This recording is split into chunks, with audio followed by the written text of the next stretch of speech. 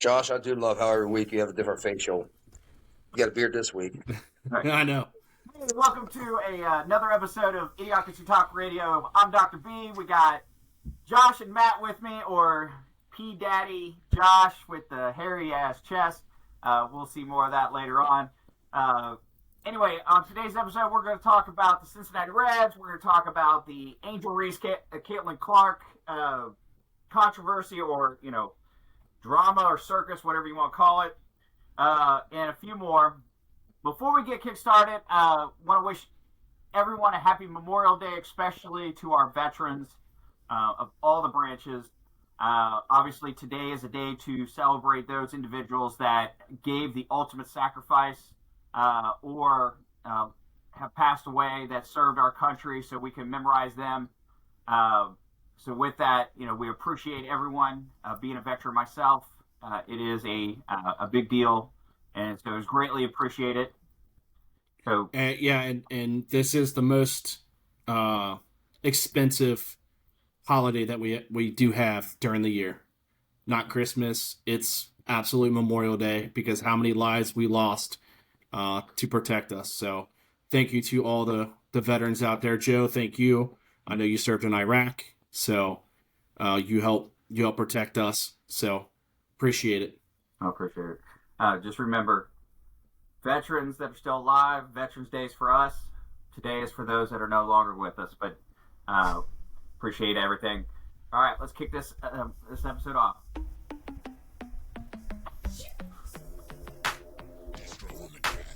It's idiocracy, but you gon' see the value and respect though when you talk with me. So come on, baby, walk with me. It ain't a topic that the crew can't touch. Share our views and our vibe. What we hide, it ain't much.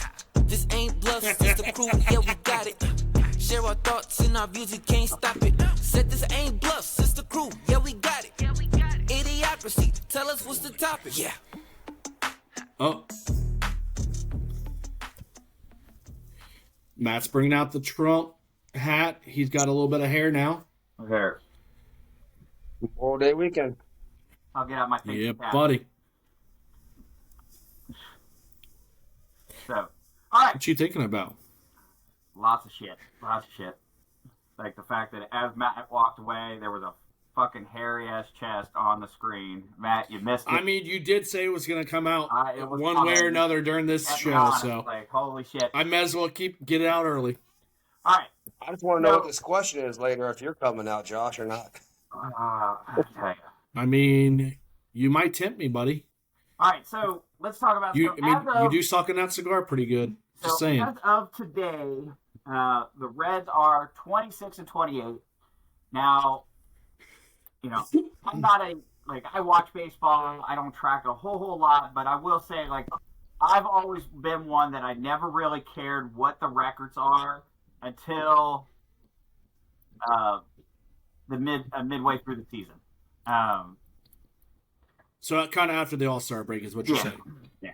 Got it. Thank you. Right now they won tonight, so they're 27-28. No, I thought that was... No, you're right. It is 27-28. So almost 500. Okay? We get it. You don't know as much. We get you. Right. So I got thinking.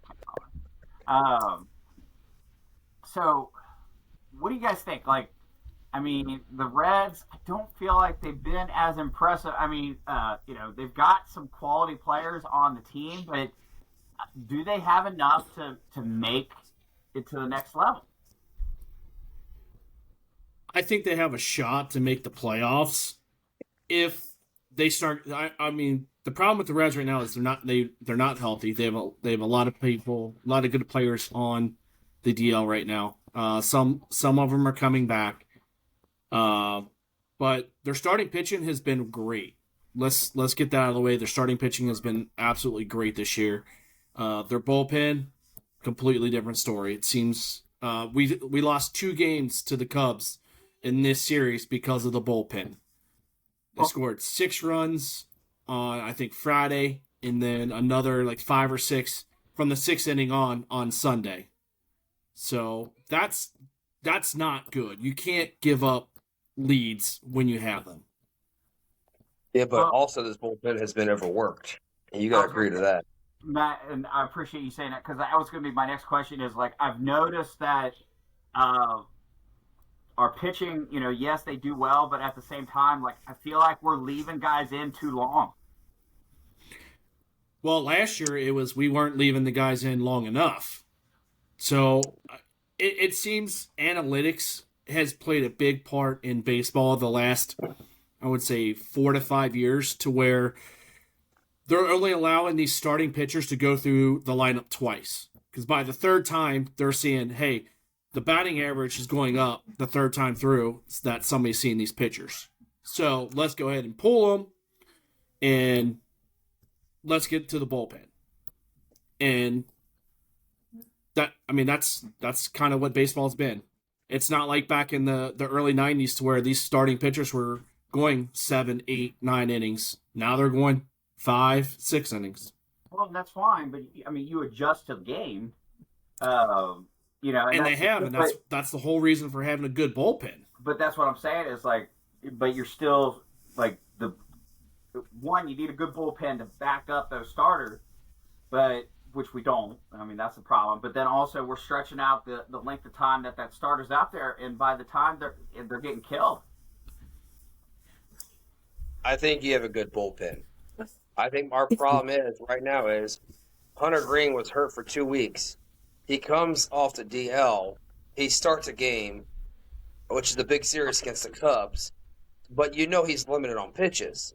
So you're bringing your bullpen in early. So is that a bad call on the Reds manager, or is that a good? Because he only lasted 4 innings, 85 pitches. 85 pitchers, that's kind of where it depends on if he's got 85 pitches going into the 4th inning, you got to pull him. Because he might make it to the 5th, but he was limited Friday night, don't matter what. He wasn't even going. I'm surprised he made that long for that pitches. Hey, who's taking the pen? Because if you hear the pen. Mm-hmm. And you already know throughout the week, you already been stoked on your bullpen because you had to start with your bullpen last Sunday with Brett Suter. Yeah. Yeah, but these guys are.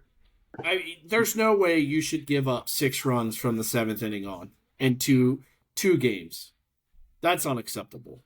That's straight on these guys. Terry Francona, maybe he put in the wrong reliever at the time, but you got to know when to pull these guys. And unfortunately, it hurt them twice during the series, and that was a big series for the Reds. They could have climbed within 3 games of the Cubs.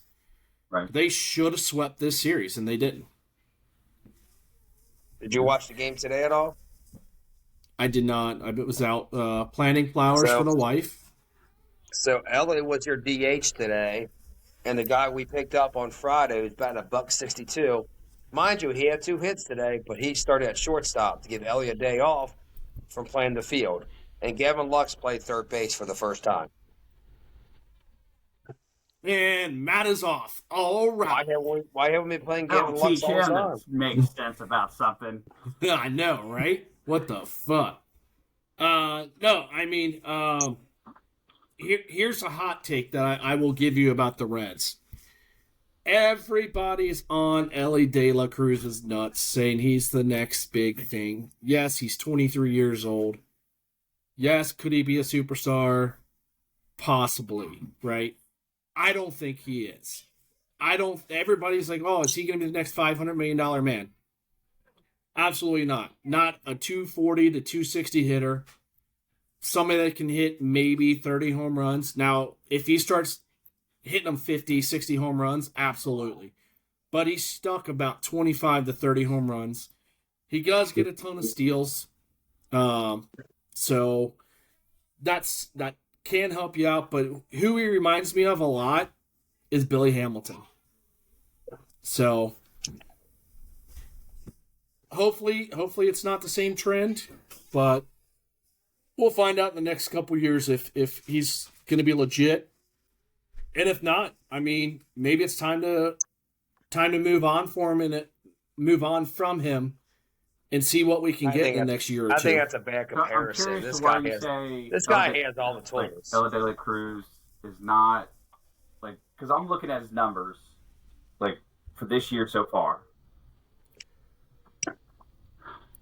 For 55 games, he's had 215 at bats. He's had 38 runs, 54 hits, 8 doubles, no triples, 9 home runs, 38 RBIs, 22 walks, been struck out 69 times. So there you go. That's a big key. 69 times he struck out. I think he's in the top 5 in strikeouts in the league. Mm-hmm. I think he's leading the league in errors at his position too. So he's not the best infielder.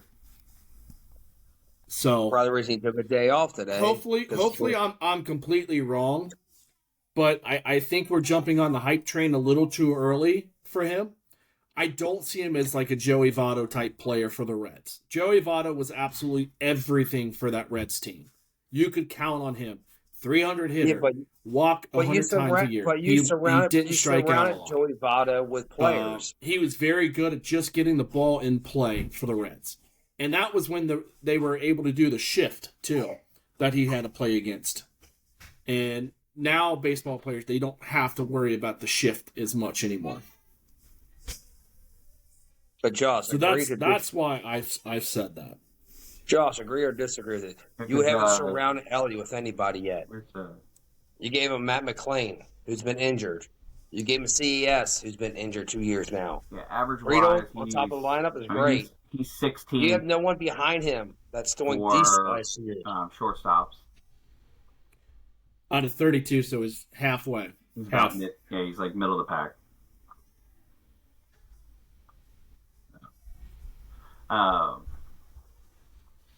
But yeah, I mean, I get it, and that's the thing is like, I mean, let's be honest, like Cincinnati, we're looking for that.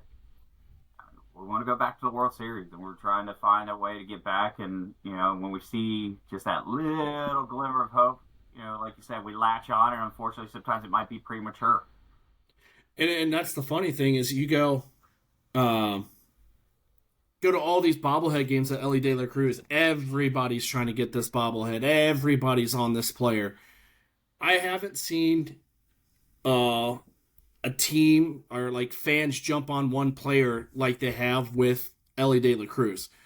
They didn't do that to like Votto for the first few years, but they've jumped on Ellie De La Cruz just because of his one hot start when he was coming up for his half season pickup. You get one of his bobbleheads, the fans are selling them for $80, $90 when it's a free giveaway. Yes, I understand.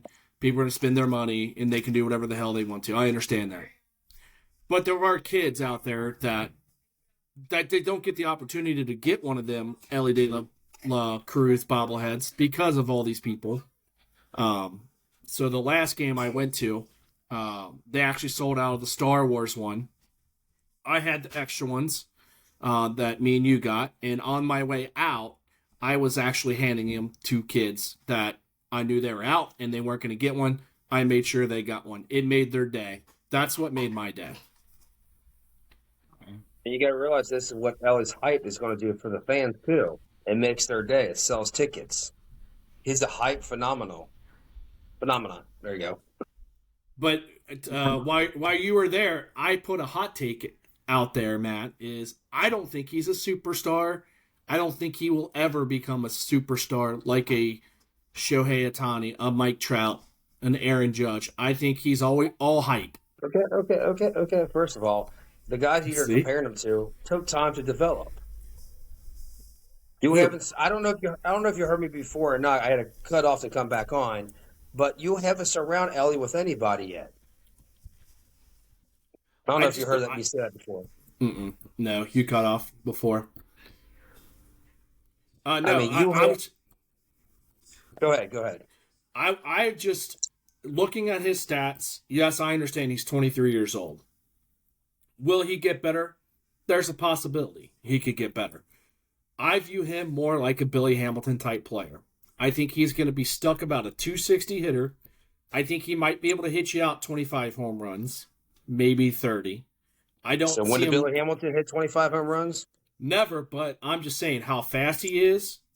And the hype around the guy. But I will say though, Billy Hamilton, that's a bad comparison. Like, I'm just looking at the speed. Billy Hamilton, that's all he was speed. Like, the dude couldn't even hit. Like, it was like if he hit the ball one damn time, then everyone was excited because he was going to run really fast, but shit. Run, Billy, run. Right. It took forever. It's like, hell. But we need Ellie to hit. If Ellie's going to be a superstar, he needs to hit 280 to 300 every single year. That should give him possibly Hall of Fame type numbers if you can get up to there and you hit 40, 50, 60 bombs a year. Aaron Judge, to your point, it took him a year to 2 years to finally start getting up there. Ellie's, this is his 4th year, 3.5 years basically in the league. So hopefully he gets there. I'm just saying. All I see is hype right now. Joe, what year? Look it up on your computer real quick. What was Aaron Judge's rookie year? Was he 28 years old when he came into the league?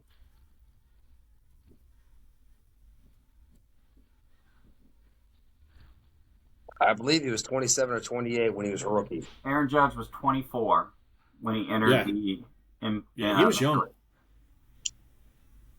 Was he a full-time player? Look at the stats over the years. When do you see it start increasing? Let's see. Player profile. Yeah, I'm looking. 2016, he played in 27 games. So here you go. He had 4 home runs, 10 RBIs. His second year, 2017, 155 games played, 542 at-bats. The guy had 52 home runs, 114 RBIs, 154 hits. So and he was 26 or 25? 25. And he was 284 hitter. Okay. The next year, he dropped down a little bit. He only had 27 home runs. But injuries, probably. He had injuries. He only had 112 games, 102. 2020, he only played in 28. Going back to 148, 39 home runs, 287 hitter. 2022, 62 home runs, 311 hitter, 106 games, so injury again, still hit 37. Okay. You just stop there. It's fine. Stop there. Again, big marketplace, are going to sell tickets, and they're going to buy people to put around him. Small marketplace, Ellie, young, up and coming, selling tickets, selling out games, breaking some records at a young age. You know what I'm saying? It's still up and coming. You got to realize we're a small market team. No, we I really agree haven't with you. built anything around him besides the pitching depth. So we haven't put anything around him in the bullpen. Again, in the offseason, we were supposed to put a powerful bat in the outfield to help be our 4-hitter, start putting some pressure on Ellie to do a little better. I think he's doing fine this year. Not to say he's doing the best, but Stevenson's falling apart, McLean's falling apart, and Steer is on his way back up, but he's still not steered. So I mean, let's compare another player, Mike Trout. His first year, 30 home runs, 326 average. Second year, 27 home runs, 323 average. Third year, 36 home runs, a 287. That's where we need Ellie to be, is to be a superstar. He needs to start hitting 280 and above, and he's yet to do that. Can he figure it out? Absolutely. But these are guys that are superstars in the league that did start right out the bat hitting 30 home runs, 300 average. Mike Trout was 280 average, but I'm just saying. When's the last time Mike Trout played a full season, though? Oh, it's been quite a few years, but when he first came out, I mean, he 2012, 13, 14, 15, 16, he had 5 years. What age was he when he came? What age was he? What age did he come out? I think he might have been a little bit older. That's what I'm saying. You gotta give this player time to develop still, and you gotta surround him with some nice young talent that are some proven depth behind him. Mike Trout started playing when he was 19, and then but he didn't start. Let's see.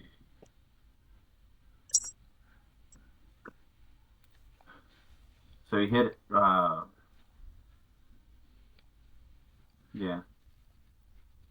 He didn't start hitting those 36, 37, or 41, 29 home runs until he was in his 4th or 5th year. He was 19 years old when he made his major league debut. That's what I said. In 2011, and then 2012. That's when he started ascending. So he was a young player. He's younger than Ellie.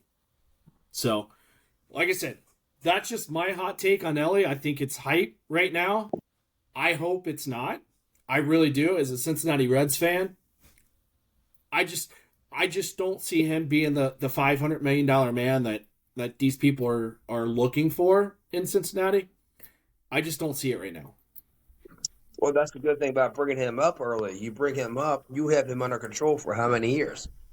What good time of years, you know what I'm saying? If he's not proven, so here's you can the trade thing. him and get somebody. And that's what I told Joe, is like at a certain point, when do you give up and try to trade him and get prospects? Well, it's only his 3rd year. That's I know. I mean, I think he's under team control to like 2030. So we've got another 5 years with him. But again, if our team isn't going anywhere with him, do you make the move to trade him and to bring talent in? Yeah, because again, small markets place. You have to. It wants to sell the tickets. You're going to keep your phenomenal guy. That's now. I'll give you this: when Francona leaves, Ellie might be traded if they haven't done anything. You There's reset with the new manager. Yeah, that's possible. I mean, we got it.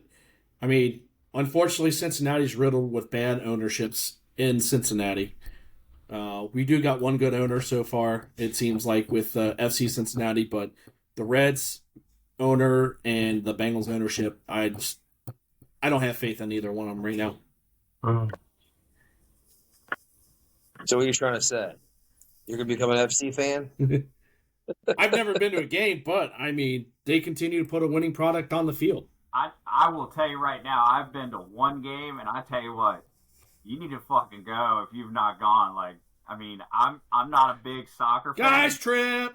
But I tell you what, it is fucking live. Like, holy shit. Like, I mean, they don't stop rooting. They do not stop cheering or rooting at all. Oh, they don't stop fucking shooting. I mean, they are fucking on the other team.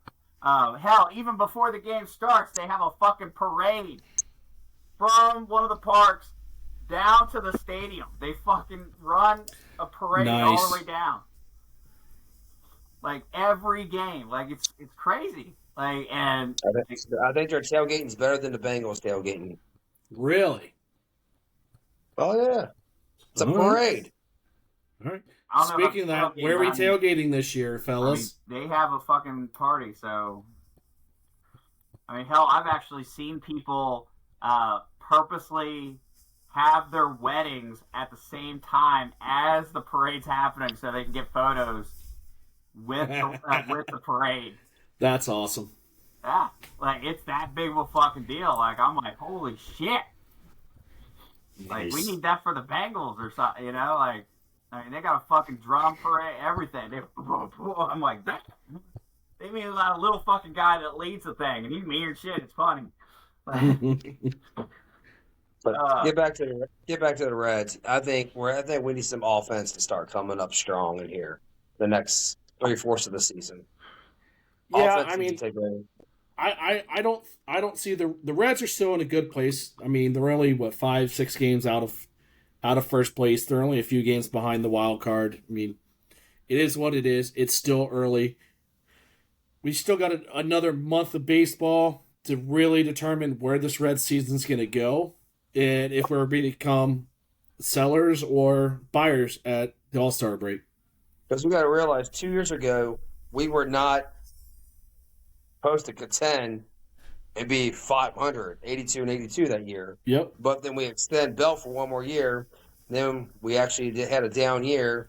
Then we went out and got Francona. But got to give the guy a chance. If he makes a wild card this year or close to a wild card, I think that's props to Tito for what he did. Oh, absolutely. I was excited to bring in Francona. I got tired of the David Bell experiment. I didn't see the team going anywhere. So he would get kicked out a game a week. So he only coach 4 games a week. Yeah, true. So, speaking of, it's actually a good little segue, talking about getting kicked out of games and stuff like that. Let's talk about some drama. Okay? Love drama. Drama. All right. So, Angel Reese and Caitlin Clark. Now, I don't know if you kept up with this circus, and I call it a circus because, I mean, you got 2 young ladies that are on my personal opinion, on completely different sides of the spectrum when it comes to capability. Okay, I mean, you got Caitlin Clark. I mean, just to give you some stats, okay? So let's look at stats here. So Caitlin Clark, this season so far, she's played for 178 minutes. She's had 30 field goals. She shot 60, so 50%. Okay, shooting rate. She's had 11 2-pointers out of 18 2-point attempts, 19 3-pointers out of 42 3-point attempts. So she's taken a lot of shots. Okay. Then rebound-wise, she ain't got as much. She's got 36 rebounds. Now, Angel Reese, other side. Okay, she's been 154 minutes played. She's got 57 field goal attempts, so just 3 shy of Caitlin Clark. She's made 22 2-pointers. She's only made 1 3-pointer. And then her rebounds, she's got 70 rebounds. Now, here's the thing that I argue with, like, her rebounds and stuff like that, is the reason the girl has so many rebounds is because she's rebounding her own shot. If you've ever watched Angel Reese take a shot, she misses so many damn times, and she catches her own ball, shoots it back up, catches her ball, throws it back up. But Angel Reese keeps coming at Caitlin Clark. Like, why is it that they keep putting a target on this girl's back? Like, it's not like she's running around, or at least, I mean, when you watch the game and you watch the interviews and stuff like that, Caitlin Clark's not running her mouth. Like, she's not talking shit. She's playing the game. But they keep coming after her. So let's go back about 3 years. Let's go back to where they were both in college, and Caitlin Clark was at Iowa, and Angel Reese was at LSU. This was the year that LSU won the title. Apparently, a lot of the games, Caitlin Clark would go like this or do something to her opponents, right? She would cause issues. Angel Reese took exception to that when they played in the national title game of that year, and did this to Caitlin Clark and kind of called her out over the bullshit that Caitlin Clark was pulling that year. So all the drama started about there, and then you had Angel Reese like, hey, I just won the title, you didn't. Sorry. So it started 3 years ago.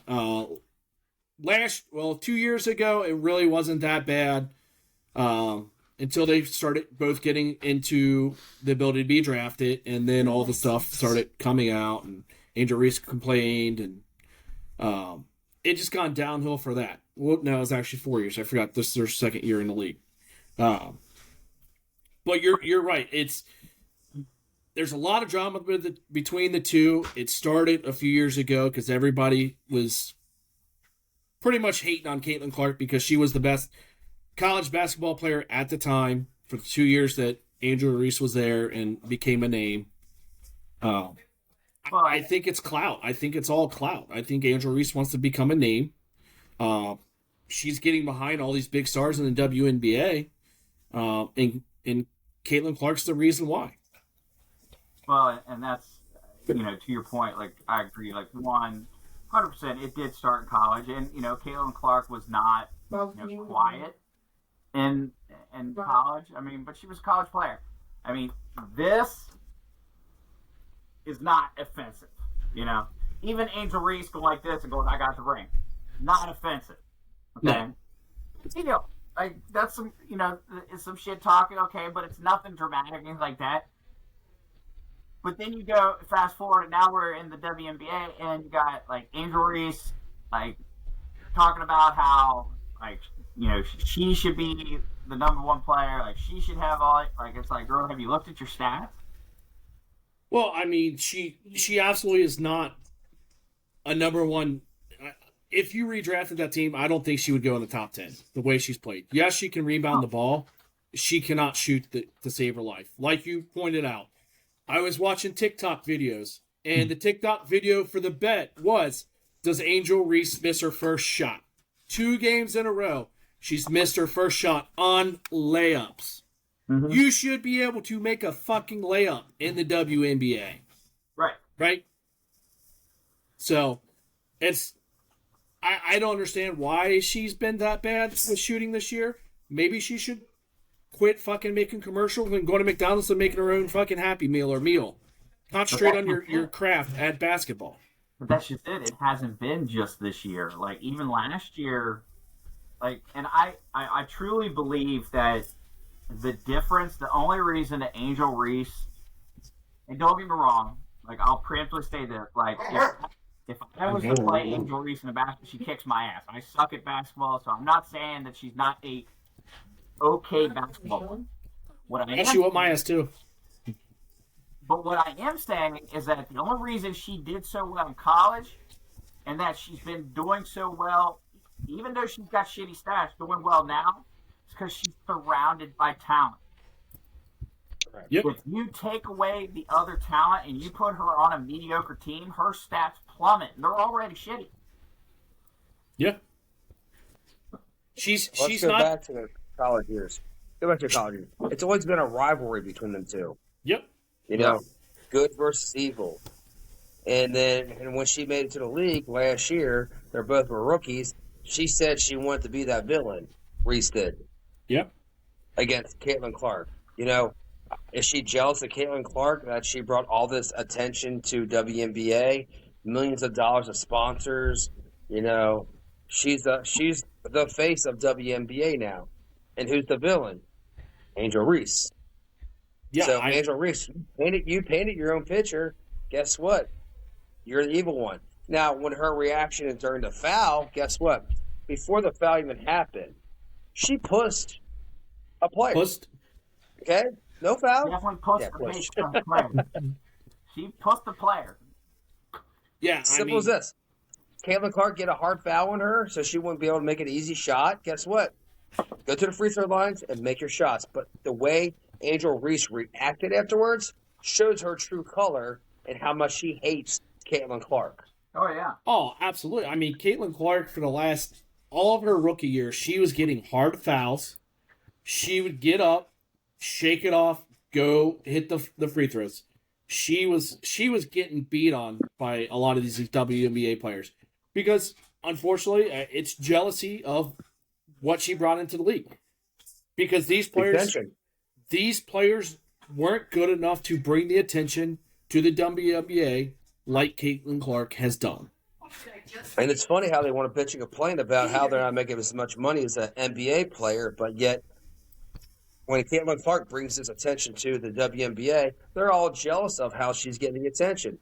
Guess what? She's bringing notoriety to you guys. Exactly. Here, I'll show So you. why are we hate? So why are we hating on a girl who's doing that because she's white? Oh no, probably because she's good at her craft. So perfect example here. So Caitlin Clark, take a shot. Now watch Angel Reese. You see the shove? Right here. Oh yeah, all day long. Saw it. All day long. Caitlin Clark calls it like, what the hell? Why isn't there a foul? Okay. I'm not going to give you. No, I'm not going to give you. What it is I'm not going to give you an easy basket. So you hard foul, or you foul, and that's what happened. It was a basketball play. Right there. Right there's that reaction. Right there's right. Caitlin Clark walking away. She's cool. You know what? How much she got knocked over and pushed around? She was cool with it. She understands. If she got a flagrant one, she got a flagrant one. It was a worthy foul. That's what she said. Exactly. Oh yeah, and she doesn't, and that's the thing. She's not arguing that she didn't get foul. It is, she. Yeah, but look at the reaction, the shit talking from Angel Reese. How you have to contain her because she realized how shitty of a player she is. She's jealous of Caitlin Clark.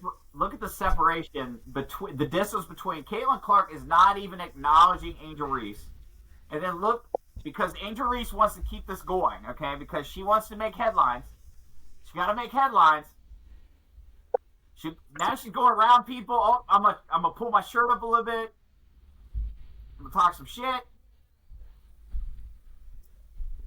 See, just a regular foul. It's a hard foul. That's all it is. Yeah, 100%. Like, was it a foul? Yes. Nobody argues that.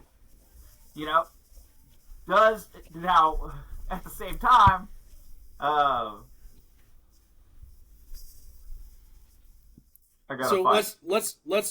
let's get this one thing straight. Do you know how many viewers watched that game? 12. 2.1 million viewers watched that particular game. The average viewership on a normal WNBA game was like 250,000. Right. So Caitlin Clark and Angel Reese on the same court. Oh, absolutely. But it's the Caitlin Clark effect. She has been doing that. She's been selling out the arenas. People want to go watch her. And people are watching on TV. It's because of her. She is bringing a lot of eyes on the WNBA. And a lot of these players hate that fact. And I will tell you, Brittany Griner.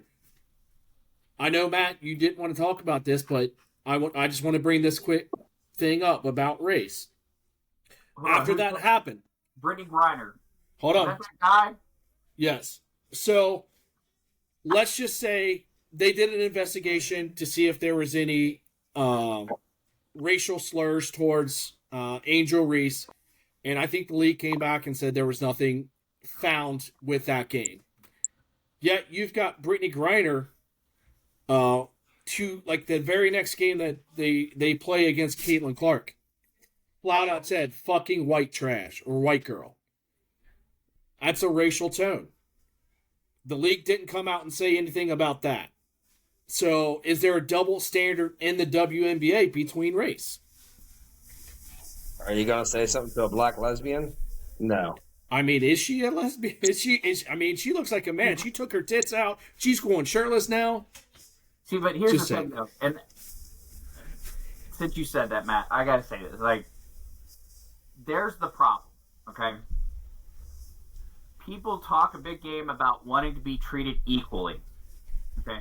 I have no problem treating you equally, but equal means we're on even terms, okay? Does not matter. I don't give a shit who you fucking sleep with. Matt, like, I know your wife gets upset, but if you sleep with the goat across the street, that's fine. Like, but that's your choice. Okay, I'm just fucking. Did you freeze? No, you're still there. We're good. All right. Okay, but people, who you sleep with and stuff like your choice. Okay.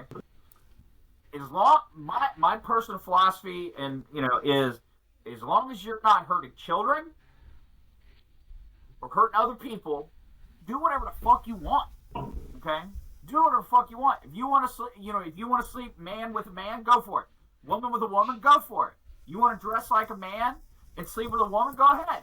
If you want to dress like a woman and sleep with a man, go ahead. any combination. I don't care. I don't fucking care. But I do care when you start saying, I want special treatment. Okay? And what you said, is somebody going to call out a black lesbian? They should. You want to be treated equal? Guess what? You get fucking called out for doing stupid shit. Well, you saw what happened to her in Russia. You saw what happened to her in Russia. She didn't get treated equally. She got treated the same as in Russia. That's Russia. Yep. But she did get special treatment because our U.S. government brought her home quicker than other people. And even though she's sitting here bashing the United States and everything else, and fuck USA, and, I'm not standing for the national anthem, and blah, blah, blah, blah, blah. But then you fucking whine when you're sitting in jail, changing your tune a little bit, aren't you? But now she's back, and she's back to her own bullshit. I mean, my whole point is how can you have an investigation over racial slurs, and then when you have this Brittany Griner come out and say what she said, you got to set a precedent. You know what? You can't say this. You got to suspend her. But that's just it. They have set a precedent.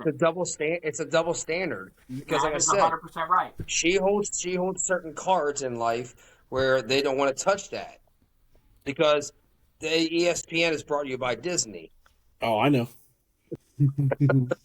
I mean, let's face it. The only thing Disney's got right in the past 10 years is Lilo and Stitch. I mean, we can even make a point. The last good thing that Disney came out with, really, is the Endgame. That's it. Yeah. After Endgame, you just seen Disney just go. I'm not gonna lie, Lilo and Stitch didn't do too bad. What, the new automated or the new one? Live action? The live action? Yeah, it sticks. And here's an amazing thing that Disney got right. Lilo is played by a little Hawaiian girl.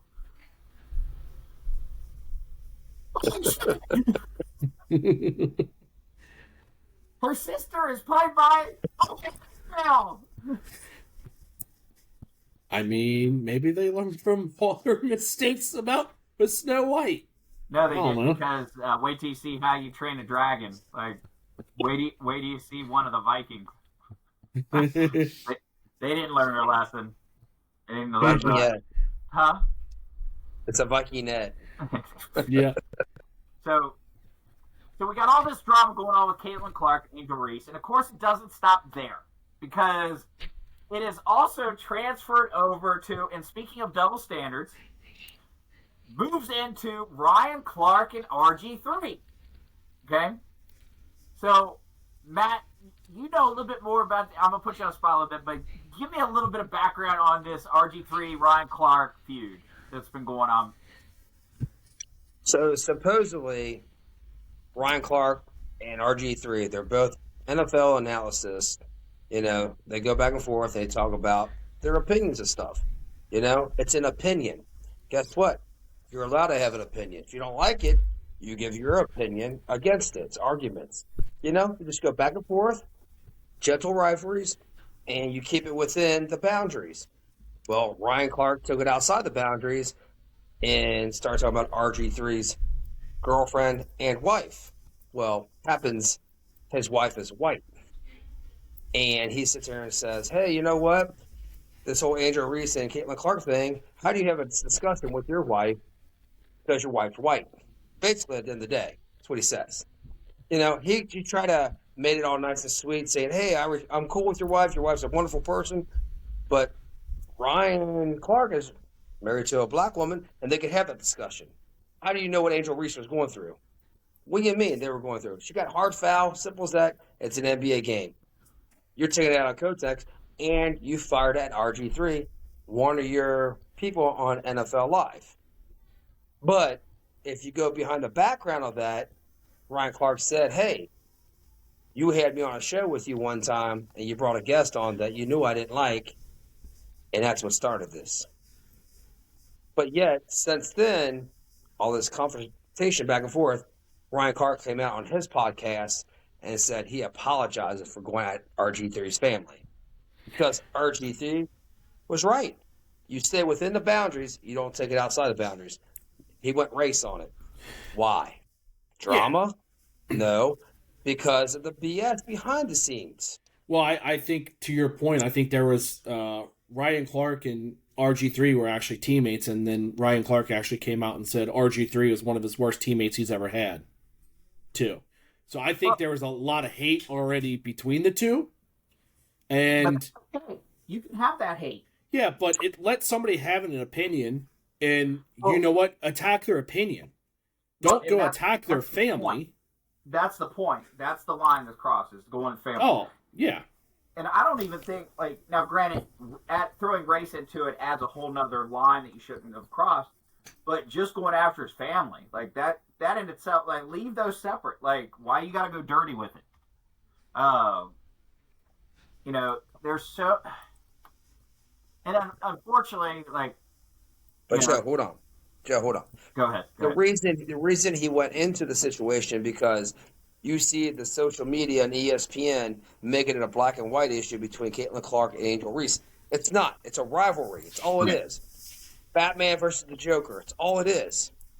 It's all it is. And they want to make it into this big escalade because that's the way the news is. They love drama. Let's bring and Ryan Clark's like, you can't have a civil conversation with your wife because she's white. Okay? What the hell does that have to do with anything at all? Like, keep it within the boundaries, man. Like, it was a mutual opinion on a sports talk situation. He didn't bring your family involved, but guess what? You crossed the line. RG3 put you in your place, and guess what? You're the one apologizing like a bitch right now. Yep. I mean, that's the problem with a lot of these analysts is they want to bring race into it, and that clearly was not something racial that happened on the court. It was a hard foul that happened between a white player and a black player. That was a typical basketball play. Let's be honest, unfortunately, whether it's sports analysts, newscasters, whatever, they are looking for that hot button to hit that's going to rile people up, want people to watch their scenes or skits or whatever. And what is one of the number one things you can hit that's going to piss people off and get everyone fired up? Race. You know, and it's just, you know. Well, the funny thing is, he used his platform, Ryan Clark did, on his own podcast to bring this to fruition. RG3 just went on there and did a simple podcast and said, don't talk about my family. Right. Talk about my opinion all you want. Yep. And you have that right. But leave my family out of your mouth, basically. Yeah, let's debate my opinion. I mean, what's fine. RG3 go toe-to-toe with you all day long. But at the same time, these are both ESPN people. Now, let's see who has a job in the long run. I mean, I don't think ESPN's going to do anything. I think they got what they wanted with an apology, and I think he'll be fine. I personally like Ryan Clark as an analyst. I really do. I think he what do we got here? Oh, wow. Wow. Really, Joe? Get my name out of your mouth. Will Smith just smacked the shit out of him. And RG3 is going to tell Ryan Clark.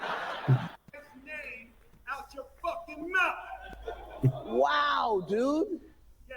It was a G.I. Jane jump. Keep my wife's name out your fucking mouth. I'm going. I get it, but his wife was black, so it makes it different. Yeah, I mean, I like G.I. Jane. Joking. So I will tell you one thing. I really like Ryan Clark's takes when he covers football. Now, he's neutral. I love it. RG3, I can't stand his takes on the NFL. So, but I back Ryan. I back Robert Griffin III on this one. This whole take. I will bash his takes all I want to in the future. So, but I won't bash his family. That's the thing with an intelligent person like Ryan Clark, man. Like, he was doing great as ESPN on football. You know what I'm saying? I love listening to him. I'm with you. He speaks professionally. He knows what he's talking about. And we do hate him because he's a Pittsburgh fan, but we accept him because he's a great talker about the game. It's about the game. It ain't about outside those lines. But you're taking it outside those lines because you're using your platform, again, for bullshit. Stay within the lines, man. That's what brings entertainment to the value. You want to go into the other world? Like you said, you did on your podcast. Yep. All right. So, last thing we're going to cover, I remember at the beginning I told you guys I had a question for you, and I wanted to see what your thoughts, what your opinions would be on this, okay? You ready? Let's go. No choice. Who would win? 100 men versus one silverback gorilla.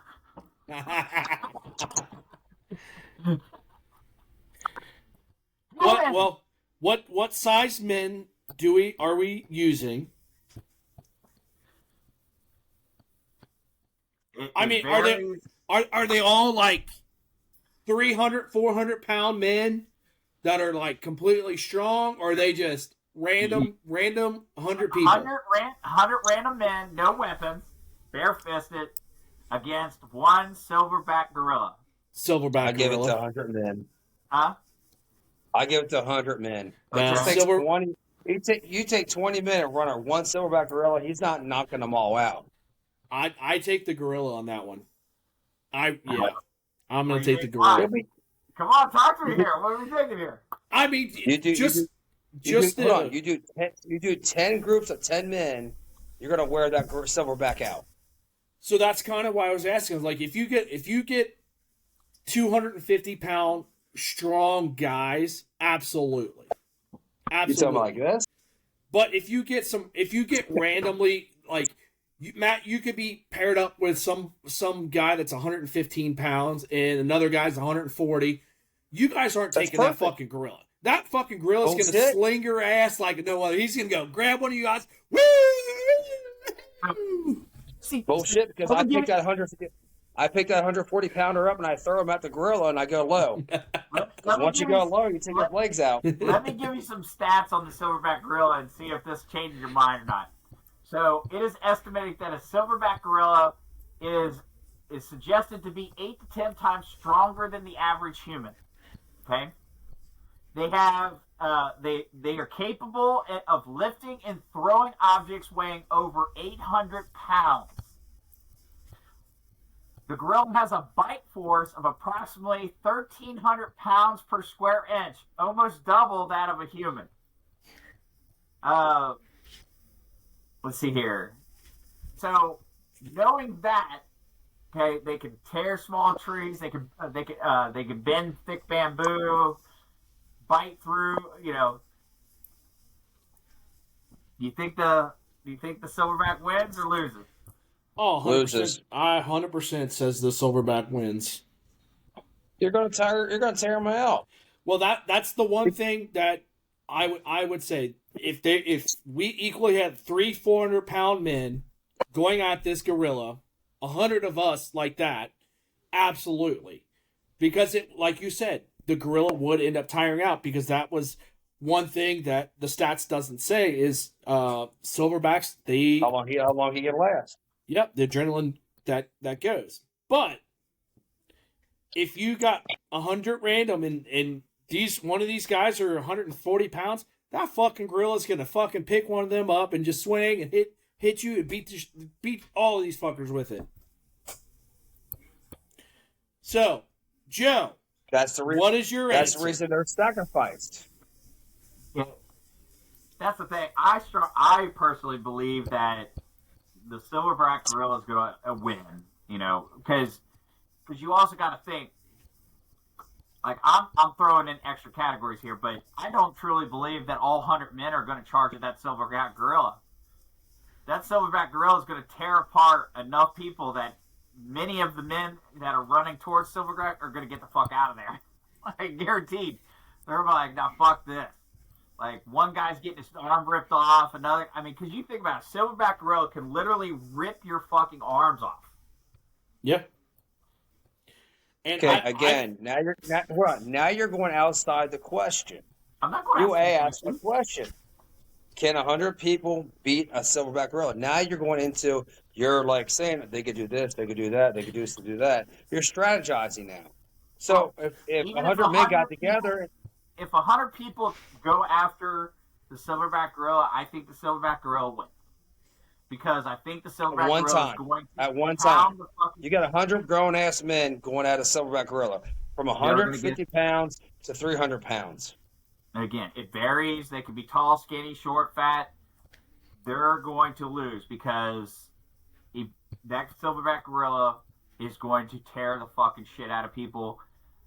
Hitting people, you got to think he's not just going to be hitting one at a time. It's not like a boxing match. I mean, he's going to be, like Josh said, he's going to swing fucking people around, ripping. I mean, I've actually seen a gorilla. It was crazy. The gorilla was walking in the woods, and the guy was like bent down.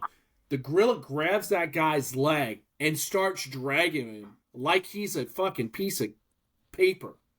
Like, it was nothing. And he just let him go. Like, that guy got lucky because if that gorilla really was pissed off, he would absolutely kill him. We're all gorilla experts here. No, I did. I seen this question pop up a couple weeks ago. This ain't fucking King Kong, dude. This is a silverback. I get what you're saying. Hey, Amy Goodmonkey. Amy Goodmonkey. Congo. Yeah. You bad gorilla. Wait to lead into a question after we talk about the WNBA situation. Oh, what a dick! I didn't even think about that. Hey, well, come on, man. Of all the people in the world. Hey, Jesus. you're one throwing out here, okay? But that I just thought was funny, like, because there's actually a. Here, hold on. There's a Netflix thing out for it. Like, there's actually like where they actually like study it and stuff like that. They even did a video game simulation to see, look at this. That fucking gorilla is just killing.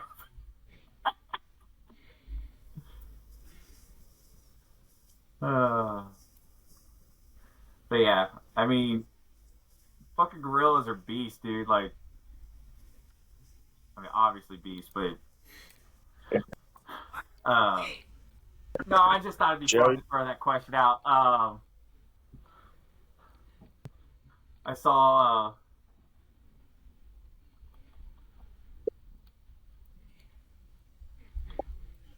saw what?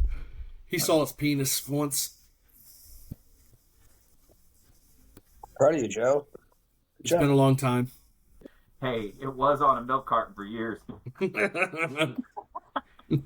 I know. I stocked those on the shelf.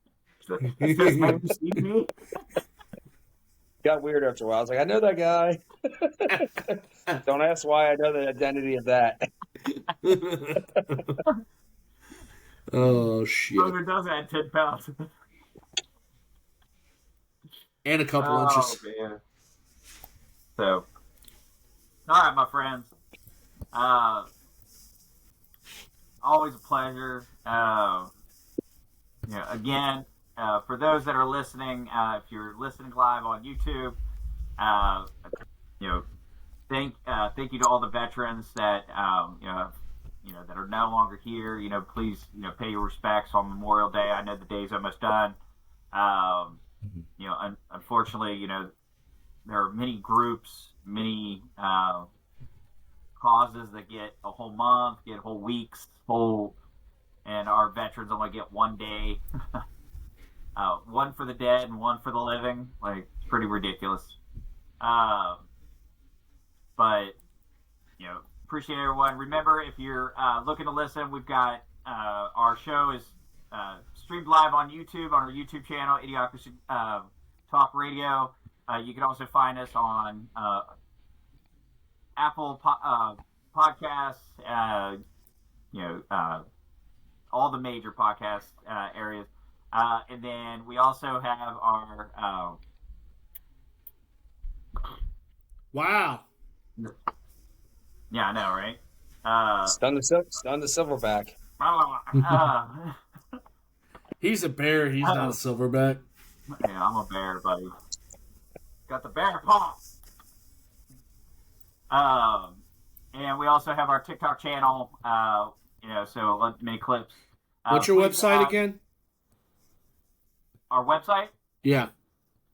So my company's website, Bear Tracks Media. So beartracksmedia.com. You can go to YouTube and listen to our YouTube channel on it's youtube.com/Idiocracy Talk Radio. So come out and listen. Hopefully you like what we're saying. If you don't, you can also send me messages or send the team messages, and we can talk about things. We can even invite people on if they'd like to discuss anything with us.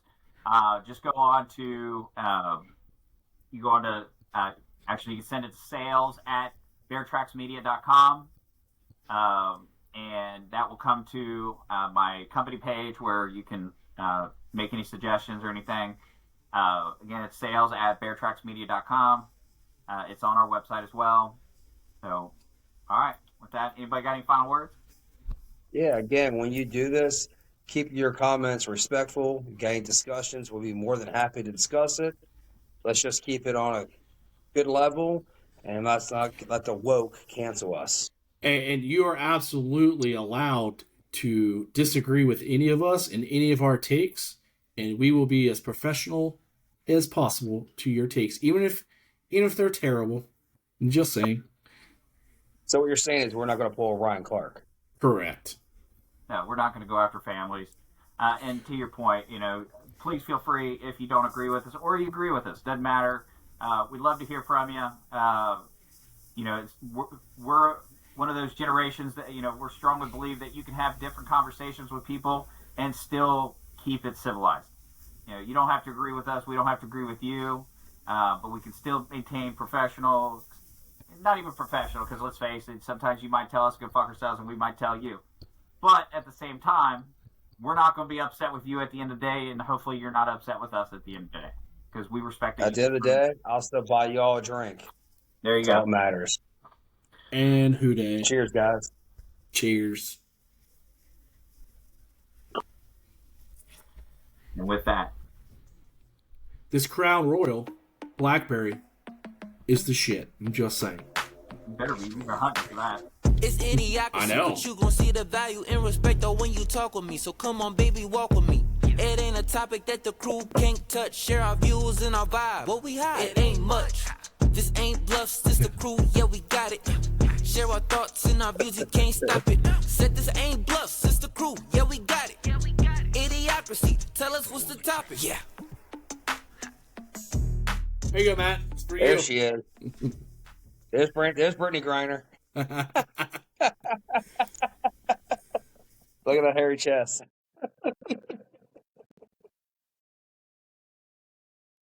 And we're Yeah, you froze, so I can't see you.